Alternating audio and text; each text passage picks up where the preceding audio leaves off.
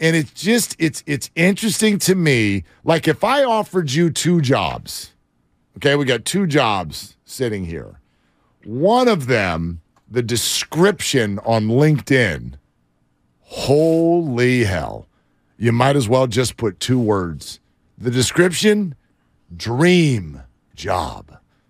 Dream job. And so you do that quick apply thing on LinkedIn and you send off your stuff. I use Indeed.com, Mark. Indeed.com. Hi, I'm Dan Dibley, and whenever I need to find a job, thank you. Yeah, I use whoever wants to call us. But anyway, right? Like you send that thing off, and I can't tell you how many students I've worked with who have done that. They're like, I applied on, you clicked the button on LinkedIn, and then you just sit there. You just sit there on your couch. Like, I'm sure they're going to call any moment now. Or there's the job that's not perfect on paper. There's some, wow, that sounds like long hours.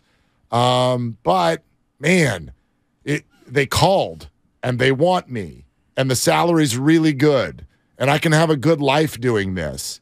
Which job do you want?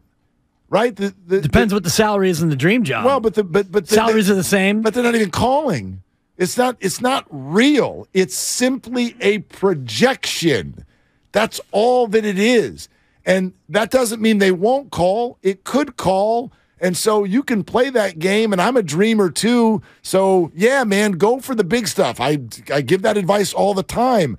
Go for the top. Right. However, somewhere in your life, tangible needs to come into play. So what are you saying? That Trey Lance is the dream job and Brock Purdy is that sturdy 8-5 that we're looking for? Is that where you're going with this? Kinda. Because I want the dream job. I want to shoot for the dream job. All right. And if I get the dream job, I'm still working, and it's the dream job, and it may not work out that great. And by the way, I've done this. And back in 2002, I went for my dream job, and it lasted 11 months. Okay. I got fired and for the first of 2 times. And then I went back to the Brock Purdy of jobs while also hoping and chasing the dream job that I eventually got. But let me back up because I'm here for dream job. But if the dream job's actually being offered, or if it like how long? Well, it turned out it was a nightmare. My point is how well. There's that too. So how long are you going to put off? Bob Coburn, rest in peace. I don't blame you. How long are you going to put off the great job in the hopes of the dream job when the dream job is actually not giving you anything tangible? They're not calling. They won't return your emails.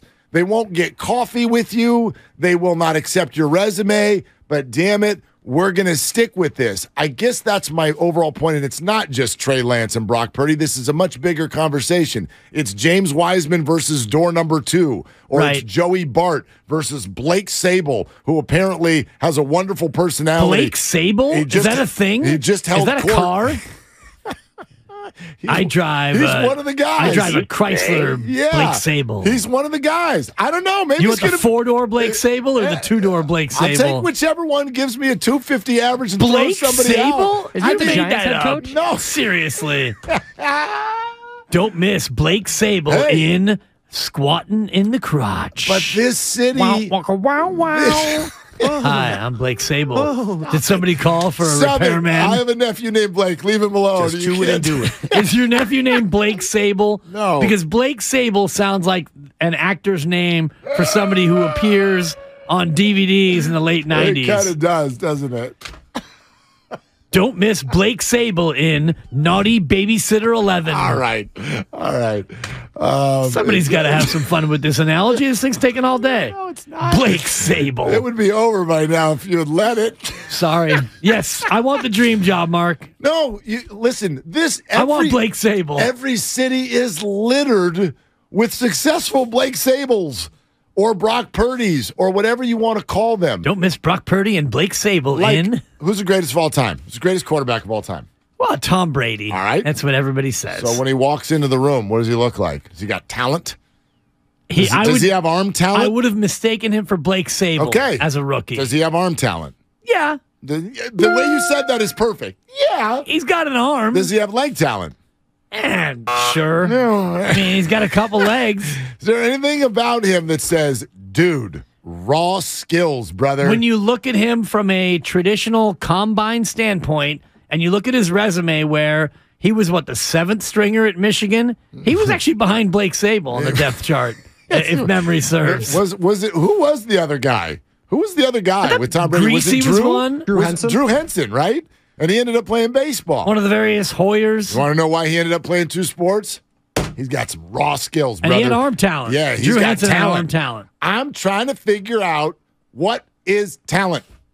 What does that mean? Well, we learned from S2 Cognition this year. Thank you. That talent is not just your 40 time, your shuttle drill, your 3-cone drill, and all the rest of the nonsense. Kevin Durant's a perfect example. When he went to the combine, he was unable to bench press, 135 pounds or whatever the number is they put on the bar?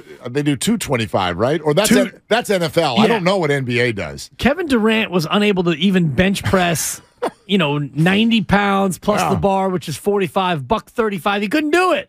And yet he's one of the 10 best of all time. Look, it's all a projection. The draft is a guessing game, and I'm not here to say you shouldn't look for physical talent. I guess the larger point is at what point do you say, okay, I'm going to stop living on projections. I'm going to live in reality. Our city and every city, your successful athletes are littered to a certain degree with people who succeeded at a level you didn't think they could. You wouldn't let me take George Kittle off this team. You wouldn't let me take Fred Warner or Dre Greenlaw off this team. Nobody thought a damn thing about those guys going into the draft. Fred Warner a little bit, 3rd rounder. But Greenlaw, 5th. Kittle, 5th. Purdy, 7th. We can do this all day. Steph Curry, 3rd point guard in his own draft. Klay Thompson wears number 11 because 10 people were like, A 4th point guard, if you count Tyreek Evans. There you go. So sports is constant with that. So, Steph Curry, what are your God-given physical gifts, Steph? It's why he ended up at Davidson. Right. Because we won't look at what's literally happening in front of us. We let our projections about a person beat what's happening. But you're missing a big part of it. What and is I it? know you're not missing it, but you're not highlighting it. There's projection and then there's investment. And the investment piece of this is worth more than the projection, because James Wiseman's projection at 7-1 off of 3 games at Memphis was through the roof. His ceiling, oh my God, what he could be. Chris Bosh, Jermaine O'Neal, Kevin Garnett. We all thought that he could be that kind of player because they drafted him number 2 and he was 18 years old, and oh my God, the upside. And here we are after 2.5 years. The projection has come down to where Anthony Randolph feels about like where he might be. And because the projections come down and the investment's kind of worn off, you move on from him. Trey Lance is not yet to that spot. No. And Trey Lance, you know that I'm not suggesting I'm that. not saying you're suggesting that, but I'm just trying to make the comp, because the projection for Trey Lance is, my God, the arm, the physical tools, the size. He can make all the throws. He's got the arm talent and all the rest of it. And right now, the investment is better than the projection, because the projection for Trey Lance has now kind of come down. A little bit. We've seen 5 quarters of football, and maybe he doesn't really see it. Maybe he doesn't get it. Maybe he never will. Joey Bart, I think, is another example. And it's weird because the previous regime had the projection on Joey Bart. Not that he's going to be the next Buster Posey, but he'll be the catcher to be the next catcher after Buster leaves. And what have we seen? The investment in Joey Bart's not very much, because the previous regime drafted him, and now the projection, that guy strikes out a lot. So here's something that I do think is a thread between Joey Bart, James Wiseman, and Trey Lance. Here's a thread. I can easily make the case that all 3 of them, to this point in their career, have played many fewer games than we would have thought they would have. Wiseman is in year 3, injuries, and then DNPs. Trey Lance, injuries, we know the story. Joey Bart is 26 years old. And what draft? What year was Joey Bart drafted? I would say 2018. I mean, it has been a minute. And I know COVID and all of the stuff. COVID really hurt him. No, he did. He missed a whole year because he was a minor leaguer. I know, but there was no minor leagues. I know you love it where it sounds like the Giants regime sometimes suggests that 2018. only they were affected by COVID. It's like our minor league system got blown up by COVID. No, I'm not going to what about all the other teams? Forget the rest of the minor league system for a minute because I think the Giants' minor league system is overrated. Well, I'll say this about Joey Bart.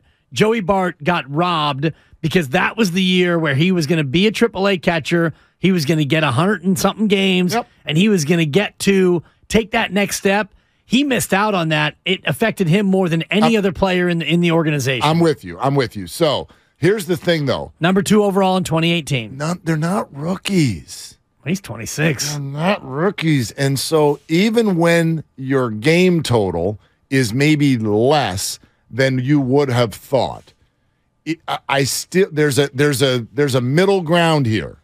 You can't call James Wiseman a rookie because he hasn't played 82 games. He's not a rookie.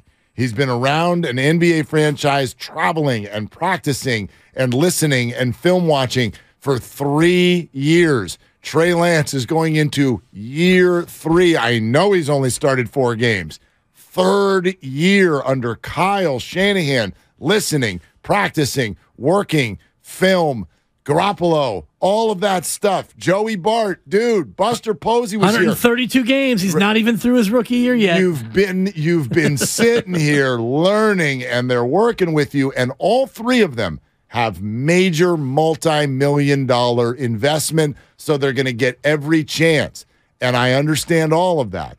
But at a certain point, if, and it's not true for all of them, but if comes along an actual, tangible, successful player at the same position who was not projected and did not have investment, how long do you sit here and pick projection over reality? I think that, and it's not, I'm not saying it's an easy answer. You do need to stick with your investment. You do need to believe in your pick. You do need to believe in development, but only to a certain point and only until you have a better option. I've been somewhat surprised by how upset I've seen so many Warriors fans that they gave up on James Wiseman. What exactly are they giving up? Potential. They're giving up on potential. Projection. Exactly. Projection. And their investment, and again, we talk about investment versus projection. The investment in James Wiseman, it's a sunk cost. You used a draft pick that you weren't expecting to have. You stunk. You got the number 2 overall pick. You used it on James Wiseman, hoping that he would be somebody. You paid him a bunch of money to basically not play, and you got to a point where you felt like the investment was no longer worth it versus what you thought the projection would be. So you traded him. Trey Lance, we're not at that point yet. He's on a rookie deal. The investment was 3 first-round picks. You traded up to get Trey Lance, and the projection for Trey Lance is still bigger than what you feel like the investment and the sunk cost is worth. You still don't know about Trey Lance. I think at the end of this upcoming year, he either beats out Brock Purdy or he doesn't. He either plays or he doesn't. At the end of this year, if Brock Purdy starts all 17 and Trey is QB2, he might be in a Wiseman situation to where they trade him at the end of next year. Maybe. And that's it. Yep. Joey Bart now is the interesting one because the investment was a previous regime, but you've invested time in him. It's been 3 years as a Giant, including 2021, where you were a great team, and he played 2 games that year. What's the projection on Joey Bart? Well, the Giants, I feel like that this one is closer to the end than, obviously the James Wiseman one's already ended. Closer than Trey Lance, yeah. Way closer. Listen, I agree, and the Giants, I think, there is more urgency on this season than people are giving it credit for. And maybe people do, and it's not the simple answer. It's not, they're going to fire Farhan if this doesn't go well. And after the weirdest and most painful offseason you could possibly imagine, what's the one thing that would fix that? Well, next time you go after a megastar, I don't know, get him. And so how are you going to get the next one? Because the next one is actually the biggest of them all. It's not Arson Judge, and it's not Carlos Correa. You could add the 2 of them together, and it's still bigger than that. His name is Shohei Ohtani, and what does he want? He wants, by all accounts, to win. The only reason he would leave the Angels sitting next to Mike Trout, as comfort as possible. Nobody will boo you ever, and you're in Southern California. Why would you leave? Because you can't win. Like, especially now. You've never been able to win in recent years.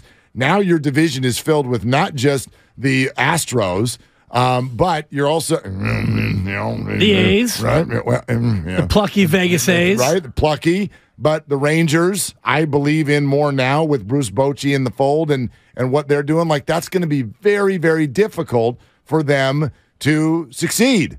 And so the thought is if the Angels don't have a good year, Shohei's out. And what's he going to want? The Giants better put on paper that they've got you join us, you have an opportunity to win. And so I know everyone's angry and sitting here and going, I'm not angry. I'm laughing at the notion that he would choose the Giants. And I know you do. I know you do. If you go 92 and 70, at your laugh. Well, I'll see your laugh, and I'll raise you a guffaw. But this is your point with everything. Shohei Ohtani's going to come here and Shohei, I understand you like to play, but I'm going to have to take you out after 5 1/3. It's what we do. You literally just did this with Correa. You literally just did this exact same thing. And I was right. You were not right. Did they sign Carlos Correa? Your point, did they sign him? They had an agreement in principle. They didn't sign him. Your point He's playing elsewhere. But your point was that Carlos would never pick the Giants, and he did. My previous point was that Farhan Zaidi has never signed any player for longer than 3 years. And that point continues to be a point. I hate it when you do exact words. It's a fact. It's not a fact, and you know it. It leaves all the context out of the conversation to say that the Giants won't sign a big name. They could have signed Correa, but they chose not to, right? Dibs. Is that true? Come on. Like, be real with me. Look at me in the eye. I'm being totally real with you. No, you're not. You're playing factoid game. You're playing factoid. They signed him. They got him. He agreed. He wanted to come. Every teammate talked to him. He was here. And then what happened. Right. Don't make it about that. It's not about that. No, to me, it's completely about that. And every single Shohei projection right now, you're right, does not have the Giants as number one, but has them in the top 5. Like, they're definitely one of the teams that will be in the conversation. I'm not saying it's likely, but that's what you got to show that guy. You have to show that guy. I'm with you on that. Yeah. You got to be 92 and 70 and look like you're a real winning team with prospects coming up. And, hey, we're back, baby. We didn't need Correa. We didn't need Arson Judge. We're a real force here in the NL West. If you come out and you limp to an 81 and 81, and it's a team where it's, Logan Webb. Oh, great. And then it's Sean Manaea with a 5 ERA, and Mitch Haniger plays 84 games, and Brandon Crawford is going off into the sunset. Then you've got no shot to sign him. And the point that got us to this conversation is if there's a different catcher this year, and his name can be Blake or Dak or Bob or Skippy. Blake Sable, I don't care what his name is. I got to Google it. If you got a different catcher with no investment in him whatsoever, he's on a non-guaranteed flyer, but he's producing and Joey's not, see you later, Joey. Totally. We are at a point with all 3 of these players. They're different, but with all 3, they've been around long enough to where I'm done hoping for projection. That's why, if you looked at what James Wiseman did last night, I know there'll be some of you, he went 5 for 9. He scored double digits in only 24 minutes. You're going to regret it. No, they won't, because he's an absolute mess in every part of the game other than putting the ball in the basket. He's a total mess. Defensively, it's a struggle. But even offensively, off the ball, screens, figuring it out, playing team basketball in a system. That's why Steph Curry kept saying, figure it out. You got to figure it out. You got to figure it out, because he hasn't figured it out. And he's been around long enough to where he should have figured it out. That's all I'm saying. I just think that we err a little bit too far on the side of our excitement about projection, and then we stick with that to our own detriment many times. But I think these teams have done a good job of sticking with it until you get to the point where the investment is no longer worth the projection, and that's where James Wiseman is. And I know one game is not a fair sample to say, the Warriors were right. See, this is who James is going to be. It's going to take James Wiseman a long time to figure out how, and maybe he never gets to that point where he figures out how to be a productive big man in the association. But for right now, the Warriors getting rid of James Wiseman and getting nothing in return, it doesn't look good in terms of giving up on James Wiseman.